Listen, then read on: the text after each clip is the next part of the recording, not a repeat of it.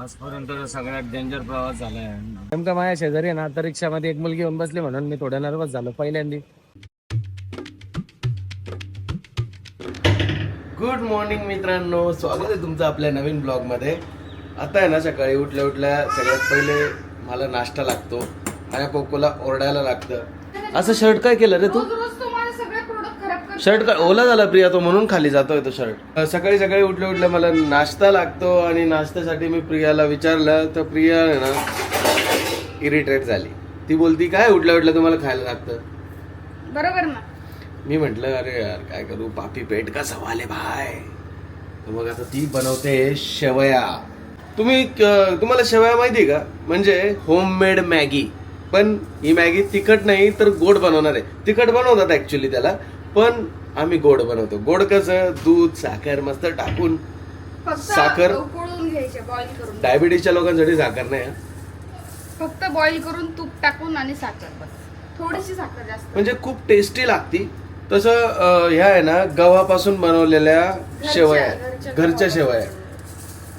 तर मग रोजचा नाश्ता कोकोचा, माझा आणि प्रियाचा सध्या आणल्यापासून तेच चालू आहे बाबा. म्हणजे ते म्हणता ना रोज रोज वही वही. का बनवते माहिती का? कोकोला आवडते म्हणून. कारण आम्ही जे वेगळे बनवतो तो खात नाही. ज्याला ते आवडतं म्हणून मी तेच बनवतो. तसं कोकोला उपमा पण आवडतो, तू उपमा नाही देत. पण उपमा मी बाळासाठीच देतो, मला बनवतं. मोठ्या माणसांचं नाही बनवत. मी म्हटलं अगं मला उपमा आवडतो, कोको सोबत मला पण बनवत जाय.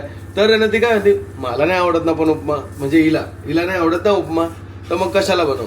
मग म्हटलं ठीक आहे. कारण काय होतं, मग फक्त कोकोचा माझा नाश्ता होतो. ही मॅडम तशीच दुपारपर्यंत बसते उपाशी तापाशी. आता मस्त मूग भिजत घातले मी रात्री. हे बघ,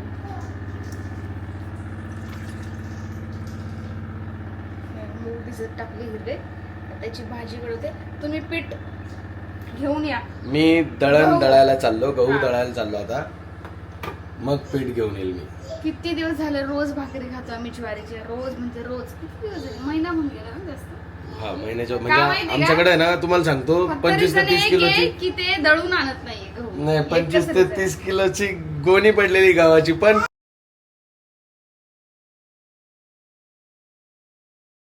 अबे साले, नाही कंटाळा येतोय. ते गहू घेऊन जा, दळायला टाका, परत ते गिरणीवाल्यांकडे टाइम लागतो. कल आओ, शाम को आओ, अभी नहीं, 1 घंटे में आओ.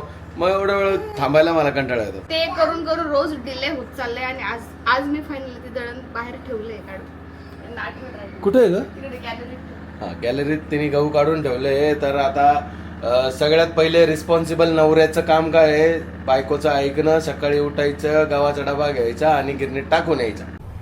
क्या क्या बात कर रहे हैं? ओके, जा आणि लवकर टाकून या. जावं आज मी लागेल. भाकरी खाणार नाही. माझे दात दुखायला लागले भाकरी खाऊन. भारी ना, दात मजबूत करण्यासाठी. काय नाही, दुखायला लागले दात रोज चावून चमचम असं. बरं बरं, आता सवय कर, हळूहळू सवय कर. एक टाइम ठीक आहे कधीतरी, असं रोज नको भाकरी. रोज म्हणजे कसं गरम गरम पाहिजे ती. आपलं पीठ पण चुकीचं दिलं, तुम्हाला आठवतं ना? हो, एवढी बरोबर. छान आम्ही ज्वारी घेतली होती, पण त्याच्यामध्ये ना बाजरी ज्वारी त्या लोकांनी मिक्स करून दिली. आणि भाकरी एवढी कडक होती, डायरेक्ट म्हणजे 5 मिनिटानंतरला भाकरी डायरेक्ट एकदम कडक. म्हणजे खूपच कडक, चावतच येणार. ऍक्च्युअली आहे ना, मी हिला म्हणतोय घरघंटी घेऊन टाक, घरात अजून एक पसारा करू. पण हा, मग मग तुम्ही जागा करा ते ठेवण्यासाठी, मग घेऊ आपण. म्हणजे लगेच मी म्हणलं, लगेच चालूच केलं. लगेच पाहिलं ना, ते मी हिला बोललो ते स्कीम येतात ना गव्हर्नमेंटच्या, त्याच्यात अप्लाय कर. मग त्याच्यात भेटले तर ठीक आहे. मग नाही भेटलं का? आलेलं रिटर्न गेलं. आलेलं रिटर्न गेलं कधी? लहान होत्या मग. इकडे आता होतं आमच्या एरियात तिकडच्या. अरे देवा, मग कसं काय रिटर्न म्हणजे गेलं? त्याला तिकडेच रिटर्न पाठवलं असं काय. ये तो बहुत सॅड स्टोरी आहे. इथं म्युझिक लावावं लागेल सॅड. हा बोल, काय झालं वेगळे? रिटर्न का बोलायचं? माहित नाही. हो माय गॉड, मग तुम्हाला एकदम म्हणजे जीणं मुश्किल झालं असेल ना? नाही असं वाटलं नाही काहीतरी खूप कामाची वस्तू गेली आपली? कामाची वस्तू गेली मानली, पण मी विचार केला ठेवू पण कुठे ते. ए फालतू बातों में वक्त बर्बाद मत करो. हो, तो हा ड्रामा होता. ठेव कुठं म्हणून रिटर्न गेलंय. मला वाटलेलं आहे मोठी सॅड स्टोरी आहे. सो एनिवे, चला मी जातो दळण घेऊन. तोपर्यंत तू मस्त शेवया बनव बॉईलला टाकलं. शेवया खाऊ, नाश्ता करू आणि मग जातो मी दळण घेऊन. चालेल ना? हो कारण तिकडे टाइम लागला तर थांबू हो. की येऊ निघून घरी? घरी निघून या कारण तिथे 1-2 तास लागतात. हा माझं काय चक्रा मारायला मी मशीनच आहे, इकडून तिकडून मग तिकडून. थांबा 2 तास उन्हामध्ये. मला काय, मी तुमचं चांगलंच बघत होते. मी जेव्हा म्हणजे लग्नाच्या अगोदर आमच्या घरी राहायचो ना, तिकडे आहे ना मला न भाजीपाला करणं माहिती होतं, न मला दळणं माहिती होतं. म्हणजे एकदम म्हणता ना लेझी गाय होतो एकदम. घरात मस्त पडलेलं राहायचो, कोणी काही काम सांगत कोण नव्हतं. आलायचं? हाताखाली बहिणी होत्या, मामी जायचे, मामा जायचे, आजी जायची, सगळे जायचे. एकदम आरामात जिंदगी चालू होती. आणि जसं लग्न झालंय ना, वा माणूस कर्तृत्ववान झालाय. जिम्मेदारी बोलतो. जबाबदाऱ्यांच्या बोजाखाली कर्तृत्ववान करून टाकलं माणसाला. आणि जर नाही केलं तर जिम्मेदारीचं ओझं माझ्या अंगावर टाकलं जातं. जाणीव केली जाते मला की बाबा तुला काम करावं लागणार. जिम्मेदारी बोलतो त्याला. आता मला तुम्हाला माहिती आहे, मला आता कांद्याचा भाव माहिती आहे, बटाट्याचा भाव माहिती आहे, कोथिंबीरचा भाव माहिती आहे, इव्हन त्या लिंबूचा सुद्धा भाव माहिती आहे. 20 रुपयाला 3. तुला कसं काय माहिती? मला माहिती 10 रुपयाला मी एक. सोबतच असते. काय नाही, एखाद्या वेळेस येते तू. हा, राहू द्या. जाऊ दे, तू थांब, शेवयांकडेच कॉन्सन्ट्रेट करू. यात मी थोडं मीठ टाकलंय बॉईल करायला थोडंसं एकदम, कारण की ना हे शेवयांना थोडंसं घशात खव व्हायला लागते कधी कधी त्याच्यामुळे.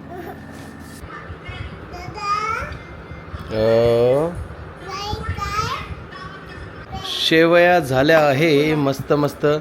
हे बघा, हे आमच्या तिघांचे 3, कोकोचं, त्याच्या मम्मीच्या आणि माझं. अरे वाट्या पण तशाच घेतल्या. ही सगळ्यात मोठी वाटी आहे आणि कोकोच्या साईजचीच वाटी हिची. बघा कसं खाणं यायचं, म्हणून स्लिप फिट. मला घेतलेलं आहे. हो हे वाला माझं आहे, त्याच्यापेक्षा कमी हे त्याच आहे. बरं आहे बाई. सांगा त्याला समजून तुम्ही. आज झाडू पुढं पण घेतलाय तू कपाळावर. काय तुम्हाला माझ्या झाडूशी आहे काय माहिती प्रॉब्लेम. कारण दिसायला सुंदर आहे पण त्या झाडूने शोधात तुझा, म्हणून. बाबा मीच नाही बसत तिकडे सर. आमच्या ना वरचं किचनचं काम करायचं आहे, कारण हे ना त्या दिवशी थोडं सरकलं खाली तर भीती वाटते, म्हणून माप घ्यायला बोलवलं आहे. सो आम्ही सकाळी फर्निचरवाला आला होता घरी, तो फर्निचरचं माप दिलं. आज फर्निचर बघायला जायचं होतं पण अचानक प्रियान त्यांची अपॉइंटमेंट ठरली. तिची लेझर हेअर ट्रीटमेंट चालू आहे तिकडे.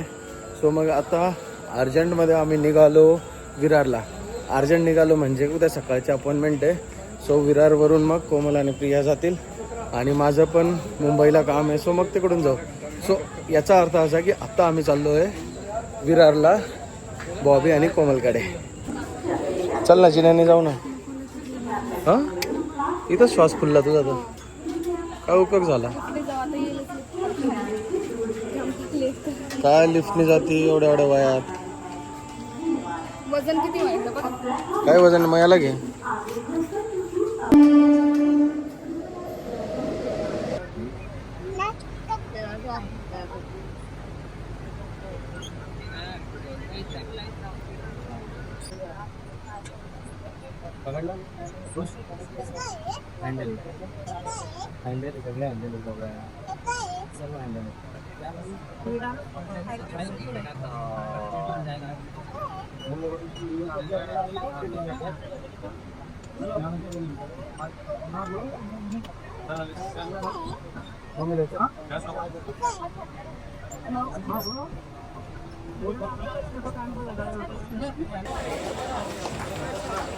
आजपर्यंत सगळ्यात डेंजर प्रवास झालाय बोईसर ते विरार.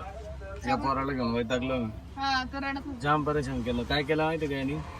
माहिती जर ते बाबा होते ना त्यांना साईबाबाच म्हणत होते. सारखं साईबाबा बोलत होता.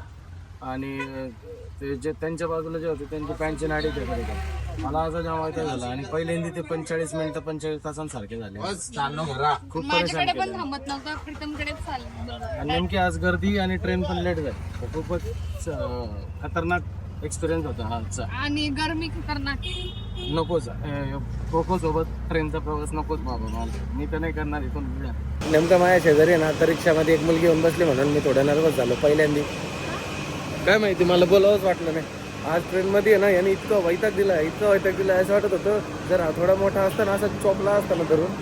काय रे ओय हिरो ते रेल्वेचे हँगर पकडायचे त्याच्यासाठी रडायचा की समोर एक लेडीज बसलेली होती तिचं बॉटल घेऊन बोलत होता की मला ती बॉटलमधलंच पाणी प्यायचं. हा, त्याच्यासाठी बॉटल नव्हती पाहिजे असं. हो. त्या लेडीजचीच बॉटल पाहिजे. तर इतका राग येत होता ना आज मला विचारच नका. अरे देवा, इथं अजून वरती गेली. आज आहे ना नशीबच खराब आहे प्रिया, दोन्ही पण लिफ्ट वरती गेल्या. जाऊ आता इथेच थांब, परत तिकडे. आणि त्यातलं तर देवाईने सुरुवातीला त्रास दिला. पहिले तर लेडीज डब्यातच घुसवत होती मला, नंतर म्हणत होती की त्या वयोवृद्धांचं रिझर्वेशन राहतं ते. तिथे सगळे बसले होते सगळे वयोवृद्ध होते. तुला दिसलं नाही का आजूबाजूला? बाजूला. नजर फिरवायचा जरा, उठवतात लोक डायरेक्ट तिथून.